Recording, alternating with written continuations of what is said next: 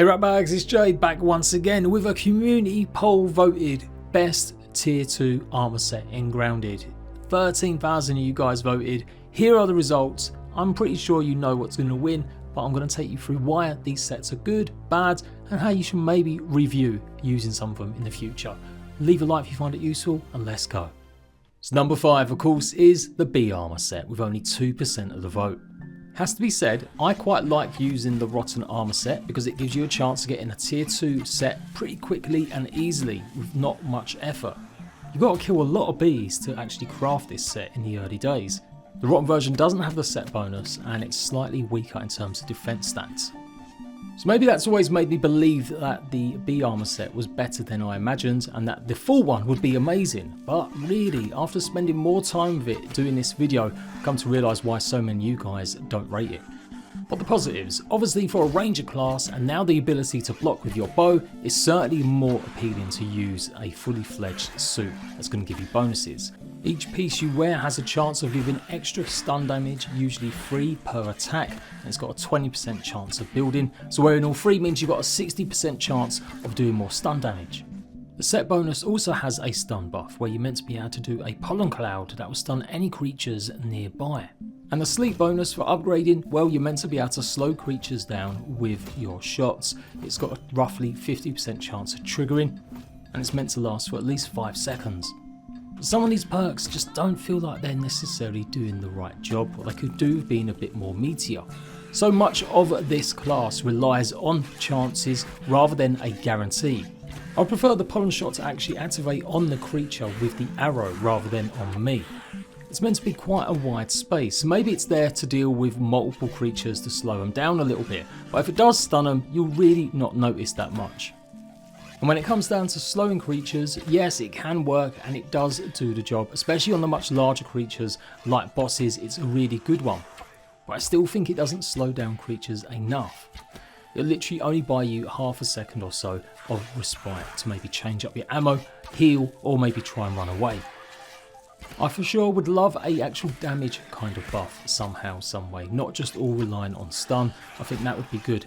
Obviously though, this is meant to be a support class, especially for multiplayer, and I think that's where the design of it was meant to be. But as a tier 2 armor set, I just don't think it's worth investing too much of your time. Like I said, use the rotten armor set until it's about to break, and then go ahead and switch to something else.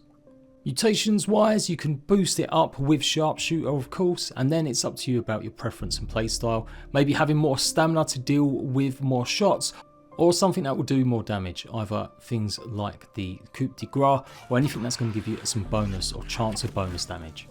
But there we go, you guys obviously agreed as so little of you voted for it as your favourite tier 2 set.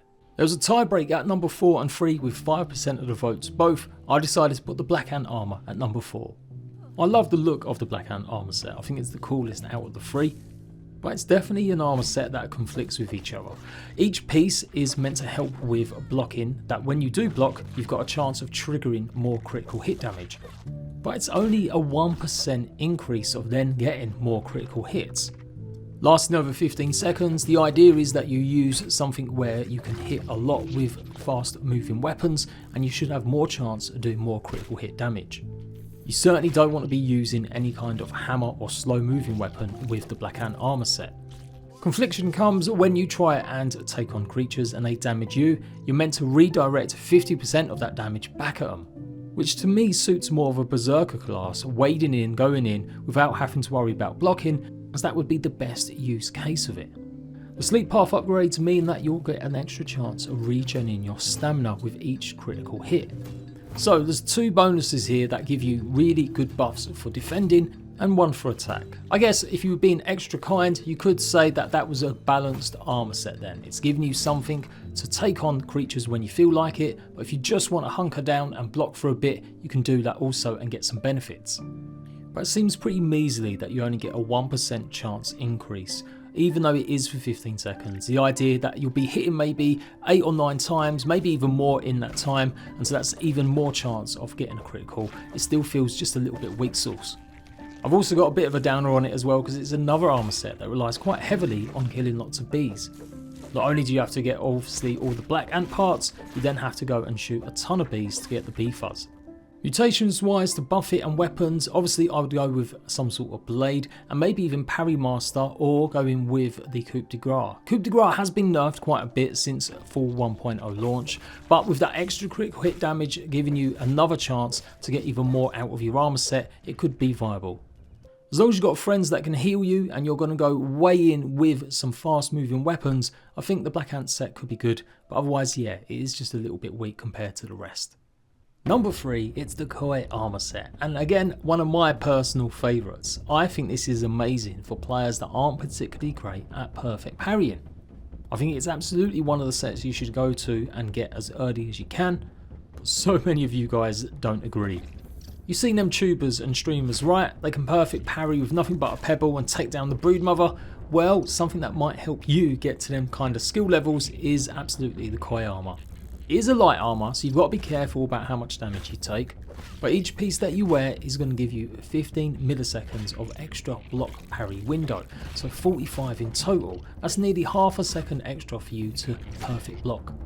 The better you get at perfect blocking, the better that the buffs happen with this set. Every perfect parry you do applies a acid coating to the enemy you're fighting, and they'll take more damage from your attacks. The sleek upgrade gives you a 20% chance of, when you perfect parry, giving a 10-second buff where you do additional stun damage with every attack. So to me, that says you should use this definitely on bigger, larger creatures with more tankier health. You might find when you're surrounded by smaller creatures, it's a lot more difficult to keep your health up. So you might want to mix it with a weapon that can do lifesteal. Now I might have said it's easy to get hold of because you just need underwater materials, it's all in one spot. But of course for newer players it's still a bit of a challenge diving into the pond for the first time. And if you decided to do the pond after maybe the hedge, or even after you've done the haze or the Black Ant lab, then it might seem even more useless to go for a tier 2 set when you're so close to getting a tier 3. And I reckon a lot of you guys have got really good probably at perfect parrying anyway, and so you feel like you don't need that extra bonus from it. As always with light armors, I usually say have meat shield equipped, and anything that's also going to give you extra, like the parry master, which will gain even more stamina with every perfect parry. Great for taking on larger creatures, great for noobs to grounded, but maybe not so good for old seasoned pros. Number 2 is the Spider armor set. Love the look of this one, especially the hood, creepy as heck. Another great armor set for getting around, exploring, or taking on lots of enemies with quick moving weapons. Another set that you'll be using some pieces of this way into the end game, absolutely vital if you're looking to get a poison build going. The chest and leggings are pretty easy to get hold of. Kill some orb weavers, get some berry leather, and of course some silk rope. The head is a little bit tougher as you are going to have to kill a few wolf spiders. But once done, this really is a great stamina usage of a set. Of course it is a medium set as well, so it's still going to give you ample protection but not slow you down too much. You wear helps regenerate your stamina, or the time it takes for it to start. And once you've got the set bonus equipped with all 3 on, it actually increases the speed of your stamina going up. With them 2 bonuses, you can really focus on other mutations and benefits of weapons so that you don't have to rely on extra stamina. But where the Spider armor is special is in the ability to get it upgraded to the sleek path, as it gives you extra bonus poison damage. This is when you really have got to flip to some sort of blade that's going to give poison. Combo this with the Rotten Berry Charm and possibly even the Rotten Larvae Blade, and in the early days you're going to have a really OP poison build. You should always go for the chest piece to be upgraded first, as that gives you a bigger bonus in terms of poison damage. Every attack that you do using a poison weapon while wearing this armor will apply poison to that creature. The chest piece then does 50% extra damage, the head piece only does 10 and the legs do 25. You'll realise why the head is so short, because eventually you'll be able to swap it over for the mask of the broodmother, making parts of this armor set even more powerful. I do really love this set, and it's definitely a toss up between this and the Koi behind what will be number 1, and I'm sure you guys have worked it out by now. But are there any negatives? Well, going up against creatures that are more resistant to poison, like orb weavers and spiders, then it might not be as good. And given the fact that you get that extra applied damage with hits, I still think it's better to use fast moving weapons. So if you've been maining big chunky stuff, it might not be as good. This absolutely suits a more agile, quick playstyle rather than something more tanky. This is definitely one you can mix and match though with different headpieces if the thought of killing actual wolf spiders earlier in the game is a little bit frightening. If that's the case, you probably want to switch and have maybe buff lungs running alongside obviously any fast moving weapon mutations. It can also be really good for crowds, as long as you get a hit in on each of the creatures that you're fighting and then give yourself some space and time, the poison will take care of the rest. I think that is probably the one negative, that you don't get that poison damage until you start upgrading all of your pieces. A fair amount of the poison weapons do lose durability quite quickly, so you're going to have to make sure you've got materials to repair. But now you know the chest piece is the one to craft first, you should absolutely give this a shot.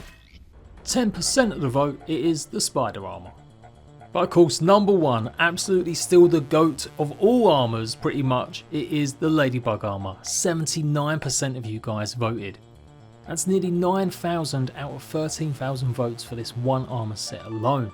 Absolutely crushing all the rest, and it's clear to see why. It simply is one of the best armor sets in the game, not just at tier 2. So why is it so good? Well, each piece is going to give you an extra block gauge of 25. So for players who still aren't very good at perfect parrying, it's a really great one for meaning you can defend even longer before your shield gauge eventually gets filled and you get stunned. The set bonus is where it's at. This is definitely one that you won't want to mix and match too often, as it can give you a 50% chance of healing every time you block. And once you get it upgraded down the sleep path, that goes even more turbo, especially when you start factoring using healing items like bandages or smoothies. The sleep effect is like a super turbocharge, giving you another 17.5% increase on anything that heals you. It's really designed for a tanky style build and class. And if we're talking about negatives, then I guess that's where we've got to start. It is a heavy set, so it does mean that you're going to use up stamina a lot more. But that doesn't mean you're tied to using things like clubs. In actual fact, you're still better off using a shield and any other type of weapon, because that blocking damage will make you even more formidable, especially against more tankier enemies. Pair this with certain other accessories and you can constantly keep rehealing every time you're defending. Even for seasoned pros though, taking on Ladybugs isn't an easy task. They're often hard to beat unless you're really more adept at getting around some of their attacks, and yet you do need a ton of their parts to also craft a full set. One of the most difficult is getting the Ladybug head. You can go through the hedge and take care of some of the egg sacs and hope one drops, as you're not guaranteed a Ladybug head from killing Ladybugs. But the rest of the resources are pretty easy enough to craft. It really is versatile. You can use any kind of weapon. If you've got some sort of life stealing ability with one of your weapons, like the mosquito needle, then even more reason to use Ladybug. You won't have to worry about defense as much as long as you keep hitting and keep that health bar replening. For the ultimate tank, go ahead and equip Meat Shield, otherwise focus on anything that's going to give you more buffs for your stamina, including smoothies to also give you them buffs. You definitely don't get as many hits in using this build because of the heavy armour. The fact is, this is such a good armour that players will be using it all the way through to endgame. I know so many of you that won't give it up at all, and it is something that you've completely grounded in. You can mix and match it a little bit. Losing the set bonus isn't the end of the world, as long as you have got plenty of healing items that you can eat while you're in combat. But yeah, absolutely one of the best arm sets, and I couldn't agree more. Does that mean it needs a bit of a nerf so that the other sets are more balanced, or maybe something for you to try? It's always situational. Taking on the bigger, chunkier enemies, I feel like the Ladybug armour is definitely one of the ways to go. Exploring, I feel like it is absolutely the spider or the koi. And for more specialist roles, it's definitely the black hand and of course the bee armour. But if you really want to focus on getting the best armour early, then focus on killing Ladybugs. 13,000 of you guys have voted. I hope you are satisfied with my breakdown. Take a look in the future for tier 3. That's going to be a whopper with so many different sets. And again, look out for other videos coming soon, and especially the votes where I'm going to talk to you guys about what are the best weapons in Grounded. Leave a like, and I'll see you rat bags later.